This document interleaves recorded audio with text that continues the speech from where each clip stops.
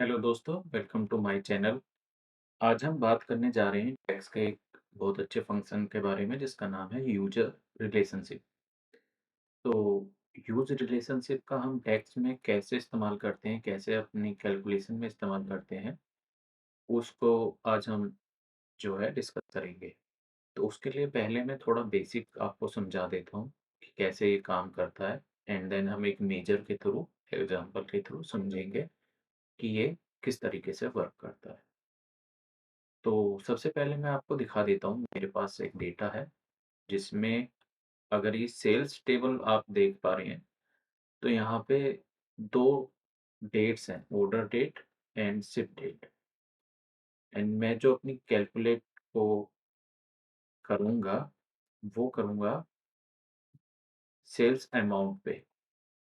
ये हमारा sales amount है। जो ह्यूज रिलेशनशिप फंक्शन है डेक्स का, वो एक्चुअली कैलकुलेट का मॉडिफायर है। मतलब अगर हम जब कैलकुलेट में सेल्स अमाउंट को दिखाएँगे, सम दिखाएँगे, तो उसको मॉडिफायर के रूप में हम यूज़ रिलेशनशिप को यूज़ करते हैं। एग्ज़ाम्पल में आपको और क्लियरली समझ में आएगा, लेकिन मैं एक बार क्लियर कर देना चाहता हूँ कि बेसिक्स क्या है।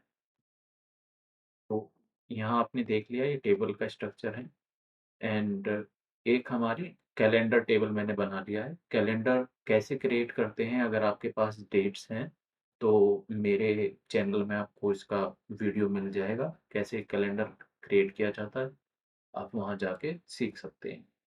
चलिए फिलहाल के लिए हम अपने मॉडल व्यू में पहुँचते हैं एंड देखते हैं। मॉडल व्यू में आप देख सकते हैं, ये हमारी सेल्स टेबल है, ये हमारा कैलेंडर है। तो जो भी 2 टेबल्स होती हैं टैक्स में, जब भी 2 टेबल्स होती हैं, तो जब भी हम रिलेशनशिप बनाते हैं, आप देखेंगे कि ये एक रिलेशनशिप है, ये एक रिलेशनशिप है। तो जब भी हम रिलेशनशिप क्रिएट करते हैं, तो केवल एक ही रिलेशनशिप हम एक्टिव रख सकते हैं। एक से ज़्यादा रिलेशनशिप हम एक्टिवेट नहीं कर सकते हैं। तो जब हमें जैसे यहाँ पे अगर आप देख पाएँ, तो ये एक डेट अ, से ऑर्डर डेट का है, ये अभी एक्टिवेट है जो, यहाँ पे आप देख पाएँगे ये ऑर्डर डेट है। तो ये रिलेशनशिप हमारा एक्टिवेट है। ये जो डॉटेड का लाइन है, इसका मतलब होता है इनएक्टिव। तो ये एक रिलेशनशिप मैंने क्रिएट किया है शिप डेट और डेट के बीच में, जो कि इनएक्टिव है, ठीक है? अब क्योंकि हम एक ही रिलेशनशिप एक्टिवेट रख सकते हैं, बट मुझे अभी शिपिंग डेट के बेस पे अपना सेल्स अमाउंट कैलकुलेट करना है। तो कैसे करें? जबकि यहाँ पे जो है कोई रिलेशनशिप एक्टिव नहीं है। बट एक और बात मैं समझा दूँ, जब भी यूज़ रिलेशनशिप का हम यूज़ करेंगे, उसके बीच में, दोनों टेबल के बीच में रिलेशन होना ज़रूरी है, चाहे वो इनएक्टिव ही हो। इनएक्टिव हो रिलेशन हो, लेकिन हो, तभी वो काम करेगा। अगर आपके पास इनएक्टिव रिलेशनशिप नहीं है, तो यूज़ रिलेशन काम नहीं करेगा। तो अब हम एक मेजर के थ्रू इसको इवैल्यूएट करते हैं। तो उसके लिए मैं न्यू मेजर पे क्लिक करता हूँ। इसका नाम हम दे देते हैं सेल्स अमाउंट। फर्स्ट हम एक सेल्स अमाउंट का मेजर क्रिएट कर देते हैं, ताकि उसको हम कैलकुलेट के फंक्शन के अंदर मॉडिफाइड कर पाएँ यूज़र रिलेशनशिप के बेस पे। फिर आपको मैं दिखा पाऊँगा डिफरेंस। तो सेल्स अमाउंट के लिए हम सम ले लेते हैं, सम ऑफ सेल्स टेबल से है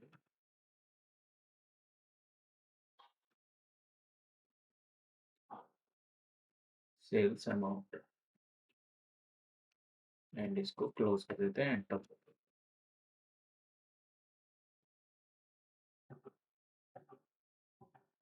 ये हमारा सेल्स अमाउंट का जो मेजर है, क्रिएट हो गया है। इसको मैं यहाँ पे प्लेस कर देता हूँ। ये कार्ड के फॉर्म में दिखना चाहिए और इसको हम जो है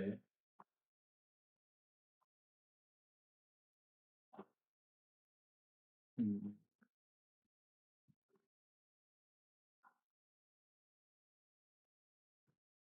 देते हैं इसके वैल्यू को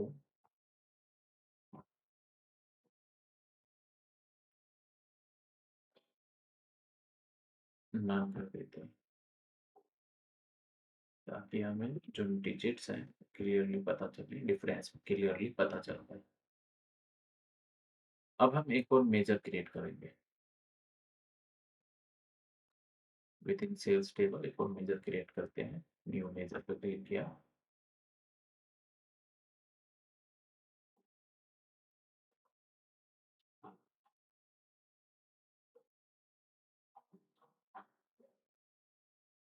इसका हम नाम दे देते हैं sales delivery date, no sorry, sales shipping date, shipping date. और इसमें हम कैलकुलेट कोड करते हैं एंड सम, सम की जरूरत नहीं है, सीधा हम अपना मेजर होल्ड कर लेते हैं जिसका सेल्स एंड इसमें अब हम मॉडिफायर यूज करेंगे। ठीक है, तो हम क्योंकि हमारा इनएक्टिव है रिलेशनशिप, तो हम यूज रिलेशनशिप पे जाएंगे। एक बार अगर हम डेफिनेशन देखना चाहें कि क्या है, तो वो भी देख सकते हैं कि टैक्स हमें क्या डेफिनेशन देता है। Specifies an existing relationship to be used in the evaluate of a DEX expression. The relationship is defined by naming as arguments the two columns that serve as endpoints. तो इसका मतलब यही है कि दो कॉलम्स के बीच जो एग्जिस्ट रिलेशनशिप है बट इनएक्टिव है, तो उस रिलेशनशिप को हम यूज करने जा रहे हैं। अगर एक्टिव है, इनएक्टिव हो या एक्टिव हो, दोनों ही केस में हम यूज रिलेशनशिप का यूज कर सकते हैं।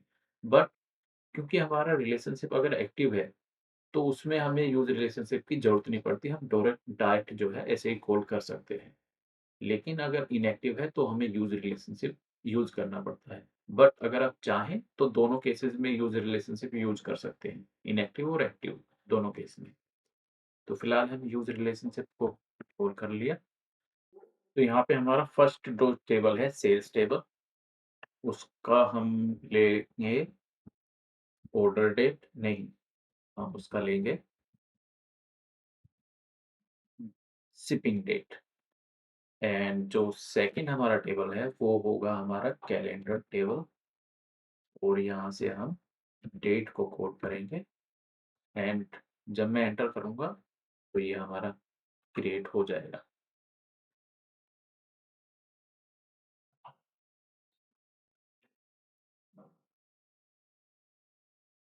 अब हमारा ये सेल्स शिपिंग डेट पे जो अमाउंट है वो क्रिएट हो गया है। इसका भी हम जो है नंबर देख लेते हैं एंड इसको भी हम जो है सेव कर देते हैं।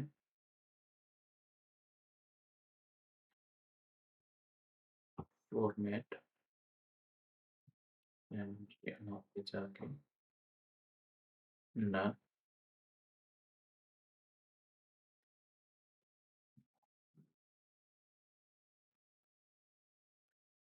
तो यहाँ पे जो दोनों का सेम आ रहा है, तो इसका मतलब हमारा जो सेल्स अमाउंट है वो शिपिंग डेट पे ही बेस्ड है। इस वीडियो में अगर आप कुछ भी नॉलेजफुल समझ में आया हो, यूज रिलेशनशिप कैसे यूज करते हैं ये समझ में आया, तो प्लीज़ हमारे चैनल को सब्सक्राइब ज़रूर करें एंड इस वीडियो को लाइक ज़रूर करें। Thank you.